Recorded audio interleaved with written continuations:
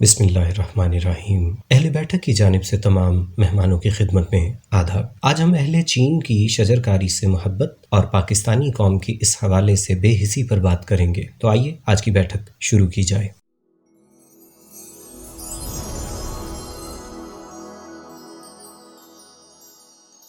چینیوں کی ایک منفرد قابل تعریف اور قابل تقلید عادت ہے کہ وہ اپنے گھر کے ارد گرد تھوڑی سی بھی خالی جگہ نظر آئے تو اسے خالی رہنے نہیں دیتے، بلکہ اس کا مثبت ترین استعمال کرتے ہوئے وہاں سبزی، پھل یا پھولوں کا پودا لگا دیتے ہیں۔ چھوٹے سے چھوٹے گھر میں بھی لان کے لیے کچھ نہ کچھ جگہ ضرور وقف کی جاتی ہے، اور کچھ نہیں تو گملوں وغیرہ میں لہسن، پیاز اور ٹماٹر کے پودے اگا لیے جاتے ہیں۔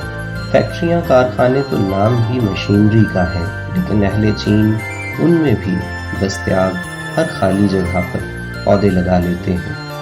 بالخصوص چین میں سڑکوں کی گرین بیلٹس کو تو صحیح معنوں میں سرسبز رکھنے کا اہتمام سرکاری اور نجی، اجتماعی اور انفرادی سطح پر کیا جاتا ہے۔ بدقسمتی سے دوسری جانب ہم ہیں تو ایک زرعی ملک، مگر ہمارے ہاں 40% سے بھی کم رقبے پر سبزہ ہے۔ ہمارے ہاں ملک بھر میں ریلوے ٹریک کے دونوں جانب لاکھوں ایکڑ رقبہ خالی ہے، مگر ہم باضابطہ طور پر وہاں شجرکاری نہیں کرتے۔ ملک میں سڑکوں کا جال تو فخریہ طور پر بچھایا جاتا ہے، لیکن ان سڑکوں کے کناروں اور درمیان میں پودے اگانے کی زحمت کم ہی کی جاتی ہے۔ بالخصوص دریاؤں اور نہروں کے کناروں پر تو انتہائی آسانی سے لاکھوں پودے اور درخت لگائے جا سکتے ہیں، لیکن ایسا نہیں کیا جاتا۔ صاحبو، اگر حکومت یہ کام نہیں کرتی تو ہم میں سے ہر شخص اگر اپنے گھر میں